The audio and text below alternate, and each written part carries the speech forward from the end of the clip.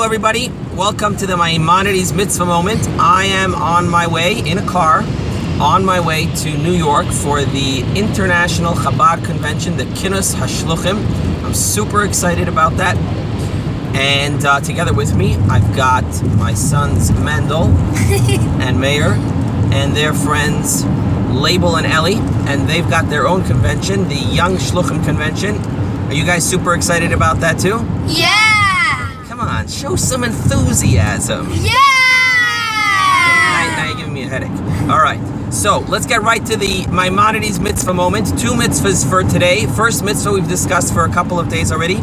The mitzvah of Birkat HaMazon, positive mitzvah to thank Hashem after a meal. And now we're going to introduce a new mitzvah for... Whoa! Or now we're going to introduce, going to keep my eyes on the road, be safe. That's a very important mitzvah for every day. But we're focusing now on the mitzvah of a brit, of giving a circumcision. So let's get some information here on the bris. Mendel Steiner, whose obligation is it? Whose mitzvah? It's a positive mitzvah, one of the 613 mitzvahs of the Torah to circumcise. Whose obligation, whose responsibility is it to give the bris? The father. The father, that's right. The father doesn't have to necessarily circumcise his son on his own, but he's responsible to make sure that it happens.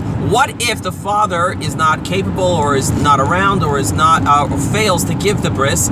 Then Label, whose mitzvah does it become then? It goes to the Beis Din. The Beis Din, that's correct. 1 second, everybody, that was the right answer. Everybody give Label and Mendel Steiner a round of applause. A little louder, guys, come on. Okay, now you're giving me a headache. Stop!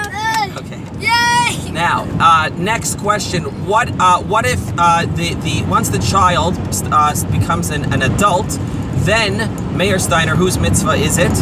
It's when he grows up, he has to... Then it becomes his own mitzvah. He now becomes responsible to make sure that he gets a bris. Of course, he doesn't have to circumcise himself, but he's responsible to make sure that he gets a bris. Okay, beautiful. Next question. At what age, or when is the proper time for somebody to get a bris? Ellie, please sit down in your seat nicely. It's not, safety is no laughing matter. And now, while you're sitting safely in your seatbelt, please tell us, while I keep my eyes on the road, when is the proper time to get a bris? At 8 days old. 8 days old is correct, unless the child is not healthy. Then you have to wait for the child to become healthy and then give the bris. If for whatever reason a person fails to get a bris when he's 8 days old, or a year old, or 10 years old, until the last day of a person's life, he's obligated to get himself, to organize a bris for himself. And mazel tov to all of you on your bris and on knowing, so these kids really did very well. So give yourselves all a round of applause. Yeah!